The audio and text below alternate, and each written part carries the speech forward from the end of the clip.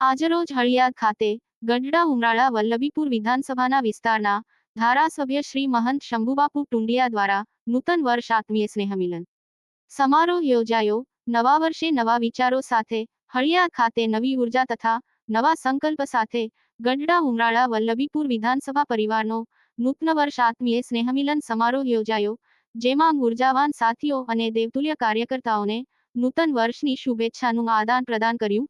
આ કાર્યક્રમમાં ગઢડા વિધાનસભાના ધારાસભ્ય શ્રી મહંત શંભુબાપુ ટુંડિયા તથા બાબુભાઈ જેબલિયા તેમજ જિલ્લા પંચાયતના સદસ્યશ્રી, જિલ્લા ભાજપના પદાધિકારીશ્રીઓ, તાલુકા ભાજપના પ્રમુખ મહામંત્રીશ્રીઓ, શહેર ભાજપના પ્રમુખ મહામંત્રીશ્રીઓ, નગરપાલિકા પ્રમુખશ્રીઓ, તમામ મોરચાના પ્રમુખ મહામંત્રીશ્રીઓ, તાલુકા પંચાયતના પ્રમુખશ્રીઓ, તાલુકા પંચાયતના સભ્યશ્રીઓ, નગરપાલિકાના સભ્યશ્રીઓ, સંગઠનના તમામ હોદ્દેદારો, આગેવાનશ્રીઓ તથા કાર્યકર્તાઓ ઉપસ્થિત રહ્યા હતા।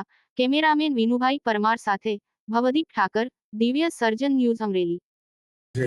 અને દેવ મંદિરમાં એટલા માટે પ્રણામ કરતા હોય છે કે માણસનું દુઃખ દર્દ દૂર થાય, અને એટલા માટે એની આર્તનાદ, એની પીડા કહેવા માટે દેવ આગળ જતો હોય છે।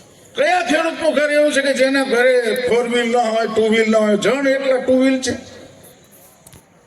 ત્યાંથી આપણે વિકાસની સરવાણી સાથે કરીને નવા વર્ષ નિમિત્તે એકઠા થયા છીએ, ત્યારે આખી સાયકલિંગ પ્રોસેસ આપણે બધાએ યાદ કરવી પડશે। નરેન્દ્રભાઈ જ્યાં સુધી આ રાજ્યના મુખ્યમંત્રી રહ્યા ત્યાં સુધી તો એમણે અનેક પ્રકારના નવતર પ્રયોગો સાથેના કામો પણ કર્યા। કન્યા કેળવણી શાળા પ્રવેશ ઉત્સવો કર્યા, ઉત્સવોના માધ્યમથી અનેક વિસ્તારની અંદર ધારાસભા વિસ્તાર વાઇઝ એમણે પોતે કામો કર્યા। એ બધું આપણે યાદ કરવું જોઈએ આજના દિવસે। 2014ની સાલના જ્યારે એ પહેલી વખત પ્રધાનમંત્રી તરીકે સદનના ફ્લોર પર એમણે પગ મૂક્યો અને ત્યારે સાષ્ટાંગ દંડવત પ્રણામ કરી અને સદનની અંદર એમણે પ્રવેશ કર્યો।